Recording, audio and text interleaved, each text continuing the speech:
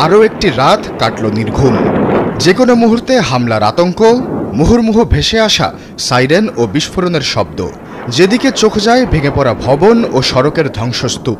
ইরানের চোখ রাঙানিতে গাজার চিরাচরিত রূপ এখন খানিকটা দৃশ্যমান ইসরায়েলেও। টানা দ্বিতীয় রাতেও উত্তপ্ত ইরান ও ইসরায়েল। এবারও শুরুটা জায়নবাদীদের হাত ধরেই। শনিবার রাতে তেহরানের দুটি গ্যাস ক্ষেত্র ও জ্বালানি ডিপোতে হামলা চালায় ইসরায়েলি ডিফেন্স ফোর্স। এতে শেহরান জ্বালানি কেন্দ্রে আগুন লেগে যায়। এছাড়া বড় ক্ষয়ক্ষতির দেখা মিলে ইস্পাহান, তেহরান সহ কয়েক শহরে। এবারে শক্ত জবাব দিতে ফের ময়দানে ইরান।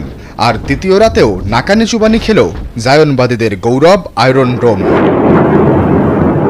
রাতেই তেহরান থেকে ছুটে আসা শত শত ক্ষেপণাস্ত্র ও ড্রোন আছড়ে পড়ে উত্তর